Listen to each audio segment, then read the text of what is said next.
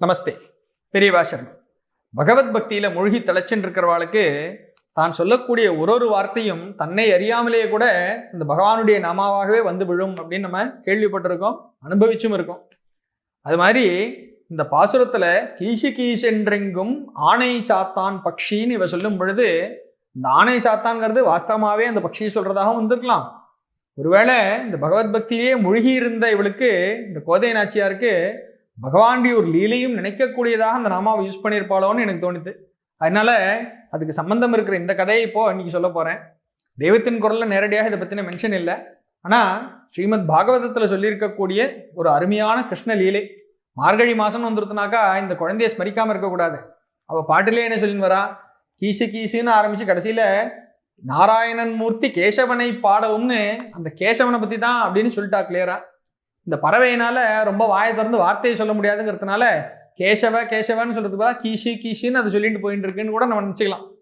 இப்போ இந்த ஆணை சாத்தான்னா என்ன அப்படிங்கிறதுக்கு வருவோம். ஆணை சாத்தான் அப்படிங்கிறத ஆணை சாய்த்தான் அப்படின்னு பிரிச்சுட்டோம்னாக்கா நமக்கு இந்த கதையினுடைய கனெக்ஷன் அழகாக வரப்போகிறது. ஸ்ரீமத் பாகவதத்தில் தசமஸ்கந்தத்தில், அதாவது 10வது ஸ்காந்தத்தில் வரக்கூடியதான ஒரு அத்தியாயம், கிட்டத்தட்ட 43வது சாப்டரில் வருது இந்த ஸ்லோகங்கள்லாம். இதை ஒரு மாதிரி இன்னைக்கு நம்ம புரிஞ்சுக்கக்கூடிய கான்டெக்ஸ்டோட சேர்த்து இந்த கதையை சொல்லிடுறேன். கதையாக சொல்லிடலாம், கிருஷ்ணன் தானே, அதனால் அவர் பண்ணக்கூடிய லீலைகளோட நம்ம கொஞ்சம் கதையாகவும் சேர்த்து சொன்னாலும் கிருஷ்ணன் மன்னிச்சு விட்டுருவார் அப்படிங்கிறதுனால இன்னித்த கதையாக சேர்த்து பார்ப்போம்.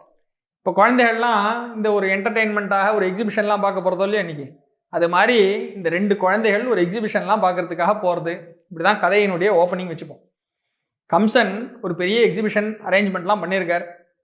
அந்த எக்ஸிபிஷனை பார்க்கறதுக்காக பல ஜனங்கள் பக்கத்து ஊர்கள்லேருந்து எல்லாரும் வரணும். அது கூடவே இந்த 2 குழந்தைகளும் வரும்னு அவன் வெயிட் பண்ணிட்டு இருக்கான். யாருன்னா கிருஷ்ணனும் பலராமனும்.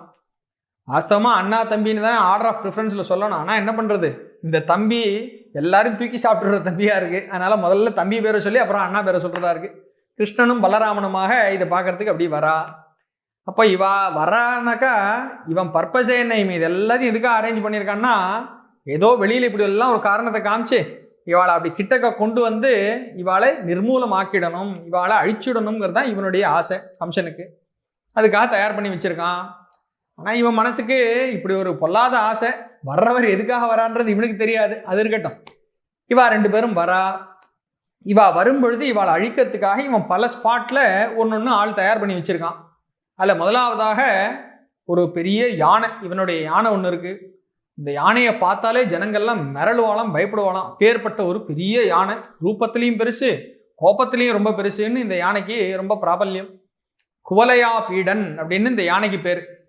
அந்த யானைக்கு தந்தமே 3 அடி 6 அடி நீளம் இருக்கும், அவ்வளோ பெரிய தந்தமாக இருக்குது அப்படிங்கிற மாதிரி அதை பற்றிலாம் அங்கே மென்ஷன் இருக்குது கதையில்.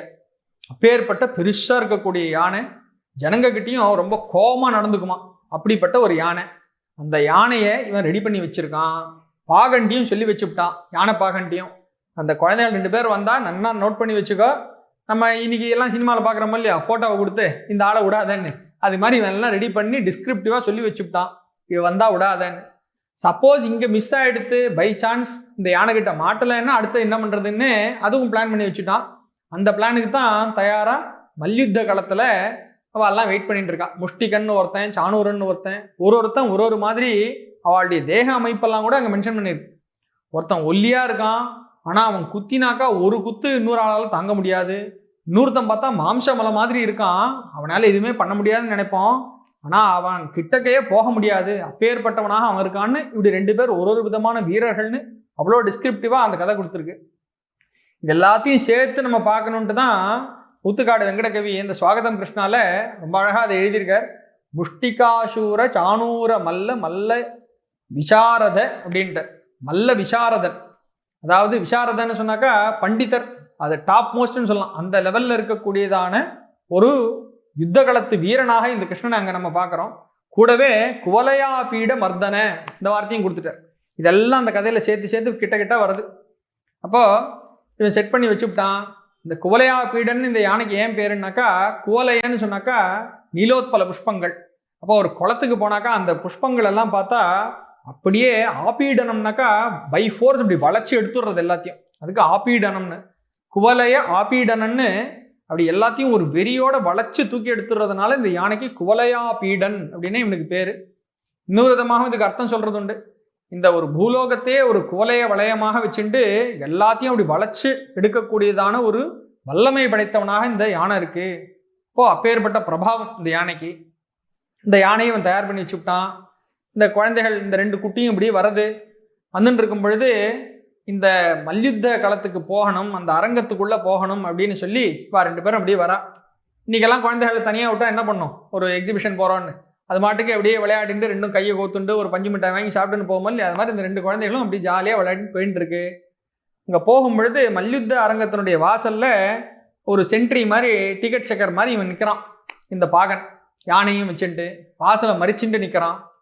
நீ கொஞ்சம் நகர்ந்துக்கோப்பா, நான் உள்ளே போகணும், உள்ளே போய் இந்த மல்யுத்தத்தை பார்க்கணும் தான் வந்திருக்கேன் அப்படின்னு கிருஷ்ணன் அழகாக சொல்கிறது. இவன் காது கொடுத்து வாங்கிறதாக தெரியல, கோபமாக ரெஸ்பாண்ட் பண்ணுறான். அதெல்லாம் அவனுக்கு வழிவிட முடியாது அப்படிங்கிறான். உடனே இவா 2 பேருக்கு நடுவில் கொஞ்சம் வாக்குவாதம் முத்தி போகிறது. கிருஷ்ணன் ஒரு ஸ்டேஜில் கோபமாகவே சொல்கிறான், மரியாதையாக நகர்ந்துக்கிறியா இல்லை உன்னையும் சரி உன் யானையும் சரி திரும்பி வர முடியாத இடத்துக்கு நான் அமுச்சு விடுவேன், ஜாக்கிரதை அப்படின்னு.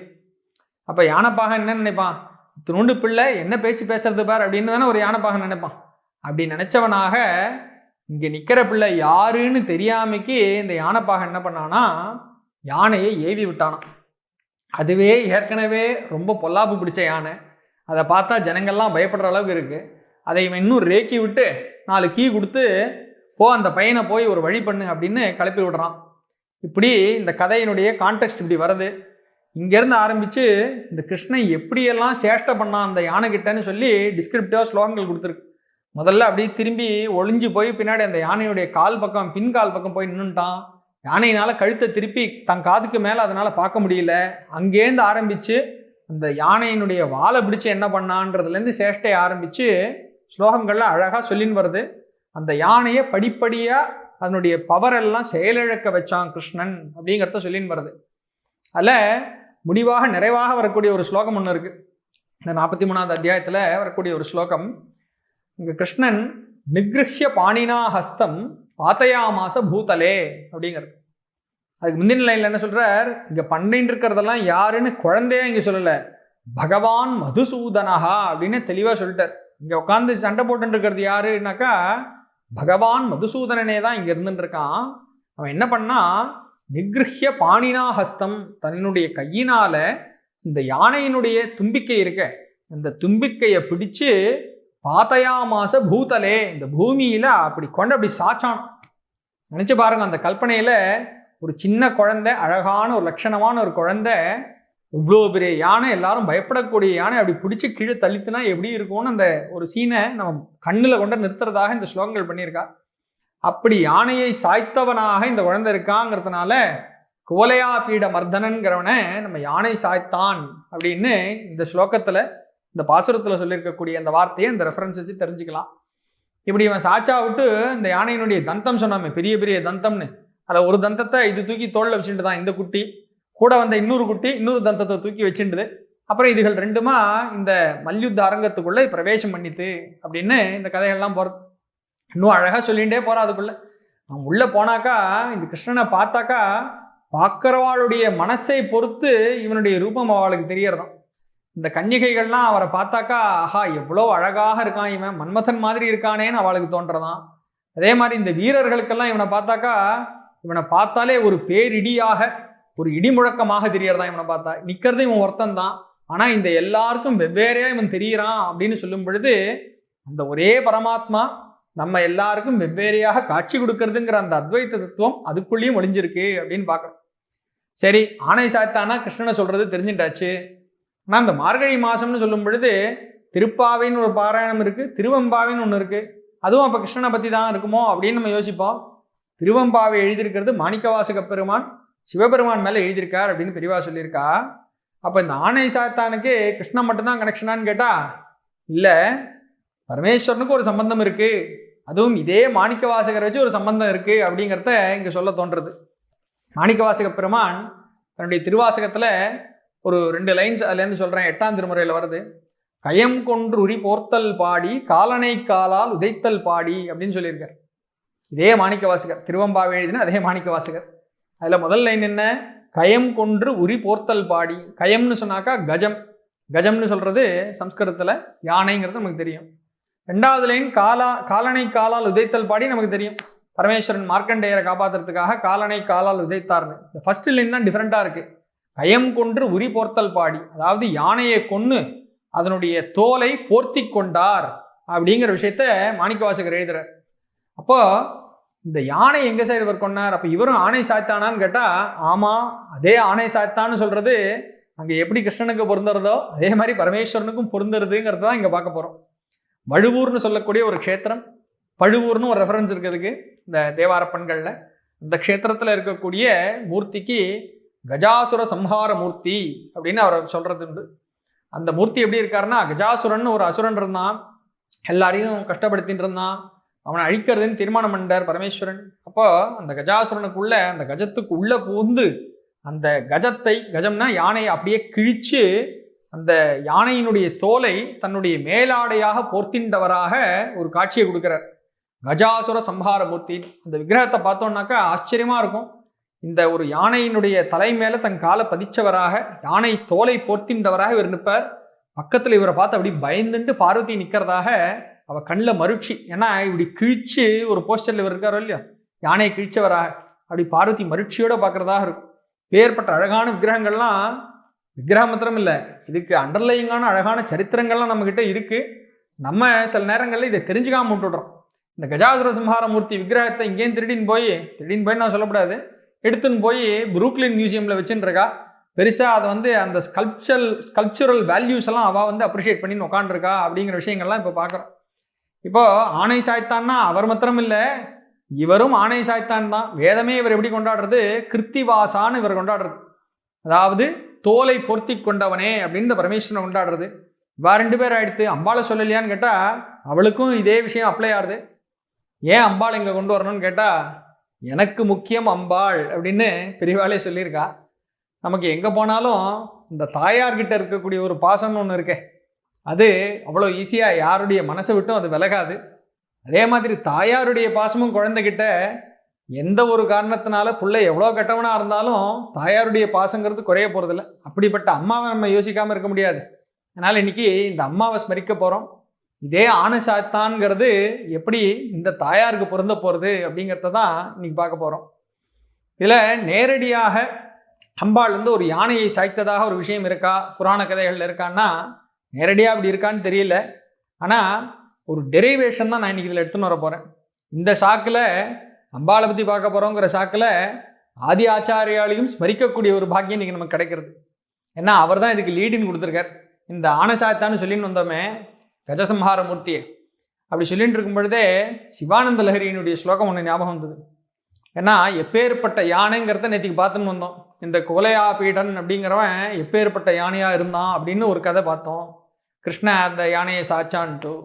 அதே மாதிரி கஜாசுரன் எப்படி இருந்தான் அப்படிங்கிறதையும் பார்த்தோம். எத்தனை பேருக்கு ஒரு கஷ்டத்தை பண்ணிட்டு இருந்தான்னு சொல்லி. இப்படிப்பட்ட யானைகள் எல்லாம் சாச்சாச்சு, இதை விட பெரிய யானை இருந்துட போகிறதா என்ன அப்படின்னு நம்ம யோசிப்போம். ஆச்சாரியால் சிவானந்த லஹரியில் அப்படிப்பட்ட ஒரு யானையை பற்றி சொல்கிறா. 96வது ஸ்லோகத்தில் பரமேஸ்வரன் கிட்ட கம்ப்ளைண்ட் பண்ணுறா இப்படிப்பட்ட ஒரு பெரிய யானையை பற்றி. இந்த யானை என்ன பண்ணுறதா, இது வரைக்கும் நம்ம பார்க்காத அளவுக்கு எக்கச்சக்கமாக டேமேஜ் பண்ணக்கூடிய கேப்பபிலிட்டி இருக்கிற யானையாக இருக்குது. சாதாரணமாகவே நம்ம என்ன சொல்லுவோம், வெங்கல கடையில் பூந்த யானைன்னு சொல்லுவோம் இல்லையா. ஒரு யானை பூந்ததுனாக்கா அவ்வளோதான், எல்லாத்தையும் உடச்சி தள்ளி விட்டோன்ட்டு. இந்த யானை எப்படி இருக்குன்னா ரொம்ப கேப்பபிள், ரொம்ப பவர்ஃபுல், எந்த டைரெக்ஷனில் போகணும்னு யாராலையும் கணிக்க முடியாது. அப்படிப்பட்ட ஒரு யானை இருக்குது.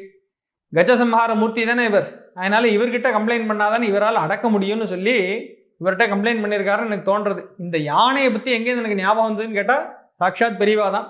தெய்வத்தின் குரலில் வேற ஒரு இடத்துல வந்திருக்கு இந்த யானை ரெஃபரன்ஸு. எனக்கு இந்த கண்டினியூட்டியில் ஞாபகம் வந்து சேர்த்து சொல்லிடுறேன். அப்போ அதில் 96வது ஸ்லோகம் சிவானந்த லஹரியில். சௌந்தர லஹரி மாதிரியே பரமேஸ்வரனை பற்றி அழகான 100 ஸ்லோகங்கள் கொண்ட ஒரு லஹரி. அதில் இந்த 96வது ஸ்லோகத்தில் இந்த யானையை பற்றி சொல்லி பரமேஸ்வரன்ட்ட ஒரு அப்ளிகேஷன் போடுறார். இந்த யானையை நீ கொஞ்சம் அடக்குப்பா அப்படின்னு சொல்லி, எப்படி அடக்கணும், அந்த யானையை என்ன செய்யணும் அப்படிங்கிற டீட்டெயில் முழுக்க சொல்லி ஒரு அப்ளிகேஷனை போடுறார். எங்கே ஸ்தோத்திரத்தினுடைய முடிவு கிட்டத்தட்ட 96வது ஸ்லோகத்தில் வருது. அப்போ என்ன சொல்கிறார், தைரியாங்குஷேன நிபிருத்தம் இன்னும் முதல்ல ஆரம்பிக்கிறார்.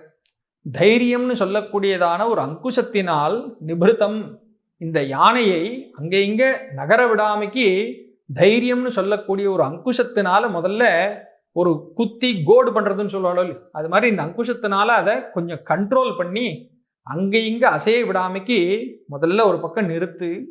ரபசாத் ஆக்ருஷ்ய, அதாவது ஃபோர்ஸ்ஃபுல்லா அதை ஆக்ருஷ்ய, அதை பிடி அந்த யானையை, ஏன்னா அப்படி தெரிச்சுட்டு ஓடக்கூடிய யானையா இருக்கு. ரபசாத் ஆக்ருஷ்ய பக்தி ஸ்ருங்கலையா அப்படிங்கிறார். பக்தின்னு சொல்லக்கூடிய ஒரு கயிறு இருக்கே, அந்த கயித்தை கொண்டு இப்படி நாலா பக்கமும் தெரிச்சு ஓடிட்டு இருக்கிற யானையை முதல்ல தைரியம்னு சொல்ற அங்குஷத்தால கொஞ்சம் குத்தி ஒரு இடத்துல நிக்க வச்சு பக்தின்னு சொல்லக்கூடிய ஒரு கயித்தை போட்டு கொஞ்சம் அதை முதல்ல கட்டு அப்படின்னு பிரார்த்தனையா கேட்கிறார். இதுல தைரியம்னு சொன்னாக்கா நம்ம என்ன புரிஞ்சுப்போம், ஒரு கரேஜ்ன்னு நம்ம அர்த்தம் பண்ணிக்கிறோம். ஆனா தைரியம்னு சொன்னாக்கா ரொம்ப காமா இருக்கிறதுக்கே தைரியம்னு பேர். அதனால்தான் ஏதோ ஒரு கஷ்டமான சுச்சுவேஷன் இருக்கு, அங்கேயும் தைரியமா இருப்பா அப்படின்னு நம்ம ஒருத்தட்ட சொல்றோம் இல்லையா, அப்போ ரொம்ப கரேஜஸாருன்னு அர்த்தம் இல்லை, சாந்தமா இரு, எல்லாம் தானா சரியாயிடும்னு ஒரு அர்த்தம் உண்டு. அப்படிப்பட்ட தைரியத்தை இங்க சொல்றதாக நம்ம எடுத்துக்கணும். தைரியாங்குஷேன நிபிருத்தம், அப்படிப்பட்ட தைரியத்தினால இதை அடக்கி பக்திங்கிற கைத்தினால இந்த யானை கொஞ்சம் கட்டி போடு, நல்ல ஃபோர்ஸ்ஃபுல்லா பிடி, இல்லாட்டா நாலு பக்கமும் திமிரிண்டு ஓடிடும் அப்படின்னு யார்கிட்ட கம்ப்ளைண்ட்டு சொல்லிட்டு இருக்கிறது, பரமேஸ்வரன்ட்ட. ஆனா என்ன வார்த்தையை பிரயோகம் பண்றாரு, இப்படி கூப்பிடுறாருன்னு பார்த்தா புரஹர சரணாலானே அப்படின்னு புரஹரங்கிற ஒரு வார்த்தையை கொண்டு வர்றார். சரணாலானேனாக்கா ஆலானம்னு சொன்னாக்கா யானையை கட்டி போடுற ஒரு போஸ்ட், ஒரு பில்லர்னு வச்சுக்கலாம். ஹே புரஹரா அப்படின்னாக்கா புறங்களை எரித்தவனான பரமேஸ்வரனே, திரிபுர சம்ஹாரம் பண்ணினவனே, உன்னுடைய சரணம்னு ஒன்று இருக்கே, உன்னுடைய பாதம் தான் பெரிய பில்லர், ஸ்தானுன்னு அவர் சொல்றோம். இப்போ பட்டக்கட்டையாக நகர்த்த முடியாதவராக அப்படியே உட்கார்ந்துருக்காருன்னு சொல்றோம் இல்லையா, அப்படி ஸ்தானுவாக இருக்கக்கூடிய பரமேஸ்வரன் பாதம் தானே இருக்கிறதுலையே பர்மனன்ட் இம்மூவபிள், நமக்கு நிரந்தர ரட்சைன்னு சொன்னா அதுதான். அந்த காலுன்னு சொல்லக்கூடிய பெரிய போஸ்ட்ல பக்திங்கிற கைத்தை கொண்டு இந்த யானையை கட்டி போடு அப்படின்னு சொல்லிட்டு கடைசியில் என்ன சொல்றாரு, இந்த யானை எதுன்னு கேட்டா ஹிருதய மதேபம் அப்படிங்கிறார். என்னுடைய மனசுங்கிற மதம் பிடிச்ச மத இபம், மதம் பிடிச்ச ஒரு யானை இருக்கே, இந்த யானைய பதான, இதை கொஞ்சம் கட்டி போடு. கட்டி போடுறது மாத்திரம் இல்லை, சித்யந்திரைஹி, சித்துன்னு சொல்லக்கூடிய இந்த பிரம்ம ஞானம் இருக்கே, அந்த ஞானத்தினுடைய ஒரு துணையை கொண்டு ஞானம்னு சொல்ற ஒரு யந்திரத்தை பூட்டாக வச்சு இந்த நாலா பக்கமும் தெரிச்சு ஓடிட்டு இருக்கிற இந்த யானையை கொஞ்சம் தயவு செஞ்சு கட்டி போடுப்பா அப்படின்னு யானையை சம்ஹாரம் பண்ணின மூர்த்தி கிட்ட, இப்பேற்பட்ட ஒரு யானை இது எங்க போகும்னு சொல்லவே முடியாது. ஏன்னா இந்த யானை நினைச்சு கொடுத்தனா வெரி பவர்ஃபுல். நம்ம கண்ண மூடின்னு தூங்கிட்டு இருக்கோம், ஒரு க்ஷணத்துல இந்த உலகத்தை எல்லாம் பிரளயத்துல காணாம முடிச்சிடும் இந்த யானை. இது என்ன பண்ணும் நம்ம கையிலேயே கிடையாது. அதனாலதான் மனம் ஒரு குரங்குன்னு சொல்றோம். இந்த இடத்துல ஆச்சாரியால் மதம் பிடிச்ச யானைன்னு சொல்லிட்டார். அப்படிப்பட்ட யானையை கொஞ்சம் அடக்கி இப்படி ஒரு கைத்தை போட்டு உன்னுடைய கால் இருக்கே, உன்னுடைய திருவடிகள், அந்த ஒரு போஸ்ட்ல இதை கட்டி போடு நிரந்தரமா, தயவு செஞ்சு இதை விட்டு எங்கேயும் நகர விடாம கொஞ்சம் பார்த்துக்கோ அப்படின்னு ஒரு ரெக்வஸ்ட்டை பரமேஸ்வரன்ட்ட கொடுத்துட்டார். என்ன வார்த்தையை சொல்லி கூப்பிட்டுருக்கார், எத்தனையோ பேர் இருக்கு அவருக்கு, ஆனா புரஹரன்னு சொல்லி கூப்பிட்டுருக்கார். இப்போ இதை அவர் கிராண்ட் பண்ணணுமோ இல்லையா, கிராண்ட் பண்ணி இது எப்படி சாதிச்சார் இந்த பரமேஸ்வரன் அப்படிங்கிறதுக்கு ஆன்சர் இருக்கான்னு கேட்டா, இந்த 96க்கு அப்புறம் 97 இந்த யானையை பற்றியே இங்கே இருக்கு. ஆனால் இவர் சாதிச்சு கொடுத்துட்டார், முடிச்சுட்டார்னு சொல்றதாக நம்ம ஒரு அசம்ஷனா அதுலேருந்து எடுத்துக்கலாம், நடந்திருக்கும்னு. கரெக்டான ஆன்சர் நான் டெரிவேஷன் எங்கே எடுத்துன்னு வரேன்னா, சௌந்தர்ய லஹரியில 7வது ஸ்லோகத்தில் இதுக்கு ஆன்சர் கிடைக்கிறது. இதே புரஹரங்கிற ஒரு நாமாவை வச்சுட்டு சௌந்தர்ய லஹரியில இதுக்கு ஆன்சர் கொண்டு வரார் அப்படிங்கிறது ஒரு டெரிவேஷனாக தான் எடுத்துன்னு வரேன். வாஸ்தவத்தில் பெரியவா நேரடியாக சொன்னதாக இல்லை, ஆனால் நமக்கு இதில் சம்பந்தம் இருக்குங்கிறது தெரியுது. அந்த 7வது ஸ்லோகத்தை பார்த்துட்டாக்கா அம்பாள் தான் இந்த யானையை சாய்த்தவளாக இருக்காங்கிறது நம்ம தெரிஞ்சுட்டுலாம். அந்த ஸ்லோகத்தை பார்ப்போம். குணத் காஞ்சி தாமா கரிகளப கும்பஸ்தனனதா பரீட்சீனா மத்தியே பரிணத சரச்சந்திரவதனா தனுர்பானான் பாசம் ஸ்ருணிமபி ததானா கரதலைஹி புரஸ்தாத் ஆஸ்தாம்னஹ புரமதிதுஹு ஆஹோ புருஷிகான்னு ஸ்லோகம். இந்த கடைசி 2 லைன் ரொம்ப முக்கியமாக நம்ம பார்க்குறோம். அம்பாளுடைய தோற்றத்தை, அம்பாளுடைய ரூபத்தை வர்ணனை பண்றதாக இருக்கக்கூடிய ஸ்லோகம். முதல்ல ஆரம்பத்திலிருந்து அவள் இடுப்புல எப்படிப்பட்ட கிங்கிணின்னு ஒரு சப்தம் வரக்கூடிய ஒரு காஞ்சி, ஒரு மணிமேகலையாக அவள் இடுப்பில் அணிஞ்சிட்டு இருக்கான்லாம் டெஃபினேஷன் வருது. இந்த 3வது லைன்ல கையில என்ன வச்சுட்டு இருக்கா அப்படின்னு சொல்லும் பொழுது தனுகு பானம், அதாவது வில்லு அம்புகள். இது என்ன வில்லு? கரும்பு வில்லும் பஞ்சபானம்னு சொல்லக்கூடியதான 5 மலரம்புகள் கையில வச்சுட்டு இருக்கா. இது 2 கையில எடுத்து. தனுர்பானான் பாசம் 3வது பாசம் சிறுணி. பாசம்னு சொல்றது நமக்கு தெரியும் பாசக்கயிறு, சிறுணின்னு சொல்றது தான் அங்குஷம். இந்த ஒரு ஸ்லோகத்தை சொல்லும்பொழுது பெரியவா சொல்றா, அம்பாள் கையில இந்த கரும்பு வில் இருக்கு, மலரம்புகள் இருக்கு. வாஸ்தவத்தில் மன்மதனுடைய கையில் இருக்க வேண்டியதான இது 2ம் அம்பாள் தன் கையில் எடுத்து வச்சுட்டு இருக்கா. நம்ம யாரை பற்றி பேசுகிறோம்? சாக்ஷாத் காமேஸ்வரின்னு சொல்லக்கூடிய லலிதா மகா திரிபுர சுந்தரி. அவளை தாண்டி ஒரு தெய்வம்னு ஒன்று கிடையாது அப்படிங்கிறதாக நம்ம பார்க்குறோம். அவளைத்தான் பெரியவா இந்த வர்ணனையில் கொண்டு வரா. அவள் இதே கையில் வச்சுட்டு இருக்கான்னா, மன்மதனால எப்படி ஜனங்களை இதை வச்சுட்டு தொந்தரவு பண்ண முடியறதோ, அந்த மன்மதனுடைய இந்த ஒரு வில்லையும் அம்புகளையும் இவ எடுத்து கையில் வச்சுட்டானா என்ன அர்த்தம்? இவ கண்ட்ரோல்ல இது எல்லாமே இருக்கு. அப்போ இந்த மன்மதன் கிரியேட் பண்ணக்கூடிய அந்த காமம் ஆசைகள் எல்லாத்தையும் அறவே இல்லாம யாரால் ஆக்க முடியும்னா, அது யார் கையில கண்ட்ரோல்ல இருக்கோ அவளால் தான் ஆக்க முடியும். அப்படி அம்பாளுடைய கையில இந்த வில்லும் அம்புகளும் இருக்கு. 3வது பாசம்னு சொல்லக்கூடிய பாசக்கயிறு, அங்குஷம்னு சொல்லக்கூடியதான நம்ம அங்க பரமேஸ்வரன் பிரார்த்தனை பண்ணாரு, தைரியாங்குஷேன நிபிருத்தம்னு. அந்த அங்குஷம் இவ கையில இங்க இருக்கு. அடுத்தா இப்ப 4 விஷயம் இவ கையில என்னென்ன இருக்குன்னு சொல்லியாச்சு. இந்த பாச அங்குஷத்தை பத்தி பெரியவா ரொம்ப டீட்டெயிலா சொல்லின்னு வரா. அதுல ராகத்வேஷம்னு சொல்றோம். ராகம்னு சொன்னாக்கா ஆசை, ஆசை நிறைவேறாம போனாக்கா வரக்கூடியதாக துவேஷம் அல்லது குரோதம்னு வர்றது. இந்த 2த்தையும் கண்ட்ரோல் பண்றதுக்காகத்தான் பாசமும் அங்குஷமும் அம்பாள் கையில இருக்கு அப்படின்னு சொல்லி லலிதா சாஸ்திர நாமத்தில் இருக்கிற நாமாவும் பெரியவா இங்க கொண்டு வந்து கனெக்ஷன் கொடுக்குறா. ராகஸ்வரூப பாஷாட்யா குரோதாகார அங்குஷ உஜ்வலா அப்படிங்கிறத சொல்றான். அப்ப இவ கையில இருக்கிற இந்த அங்குஷத்தினால என்ன பண்றா, இந்த குரோதத்தையும் இந்த ஆசை நிறைவேறாம போகிறதுனால வரக்கூடிய அந்த ஒரு கோபம் எல்லாத்தையும் கம்ப்ளீட்டா கண்ட்ரோல் பண்றதுக்காகவே இவ கையில வச்சுட்டு இருக்கா. அப்ப அங்க என்ன ரெக்வஸ்ட் பண்ணார்? இந்த மதம் பிடிச்ச யானை 4 திசையிலையும் அலையறதே அதை கண்ட்ரோல் பண்ணுன்னு சொன்னத இங்க இவ கையில வச்சுட்டு இவ தான் இங்க கண்ட்ரோல் பண்றான்னு ஒரு டெஃபினேஷன் பார்க்குறோம். ஏன் இதுதான் அங்க கனெக்ட் ஆகுதுன்னு கேட்டா 4வது லைன்ல அதுக்கு ஆன்சர் இருக்கு. தனுர்பானான் பாசம் ஸ்ருணிமபி ததானா கரதலைஹி புரஸ்தாது ஆஸ்தாம் நகா. அப்படிப்பட்ட அம்பிகையே எங்கள் கண் முன்னே நீ வந்து தரிசனம் கொடுக்கணும் அப்படின்னு சொல்லிட்டு இவ யாருன்னு சொல்றார்? புறமதிதுஹு ஆஹோ புருஷிகா. புரஹரன் அங்க சொல்லியாச்சு. அதே நாமா புறமதிதுஹு, அந்த பரமேஸ்வரனை புரஹரன்னே ஒரு நாமாவை சொல்லி இங்க கூப்பிடுறார். திரிபுர சம்ஹாரம் பண்ணின பரமேஸ்வரனுடைய ஆஹோ புருஷிகா, அவருடைய ஒரு செருக்கு, அதாவது திரிபுர சம்ஹாரத்தை நான் செஞ்சேன் அல்லது செய்ய முடியும்ன்ற பரமேஸ்வரனுக்கு ஒரு நினைப்பு வந்ததுன்னு சொன்னாக்கா, சக்தி தனக்குள்ள இருக்கா, அவளை கொண்டு செய்ய முடியுங்கிற ஒரு தைரியம். அப்போ தன்னுடைய மனசுல தான்கிற ஒரு நினைப்பு நமக்கு இருக்கே, நமக்கு வர்றது அகந்தை. பரமேஸ்வரனுடைய பராகந்தான்னு சொல்றதாக சக்தியை சொல்றது. அப்போ பரமேஸ்வரனுடைய பராகந்தாவாக இருக்கக்கூடியவளான அந்த பரமேஸ்வரி இப்பேற்பட்ட மத யானை, எந்த தசையிலையும் தெரிச்சுண்டு போகக்கூடிய யானைகளை கண்ட்ரோல் பண்றவளாக உட்கார்ந்துட்டு இருந்து, இவர் பரமேஸ்வரன் கம்ப்ளைண்ட் பண்ணாலும் அவரில் பாதியாக இவதானே உட்காந்துருக்கா. இவ தான் அந்த யானையை சாய்க்கிறவளாக, சாய்க்கக்கூடிய கேப்பபிலிட்டி உள்ளவளாக, பாசமும் அங்குஷமும் கையில் உடையவளாக இருந்துட்டு ஆட்சி பண்ணிட்டு இருக்கா அப்படிங்கிறத பார்க்குறோம். இந்த அம்பாள் எப்படி மார்கழியில் நம்ம பிரார்த்தனை பண்றோங்கிற விஷயங்களை நாளைக்கு பார்க்க போறோம். பெரிய வாசல்.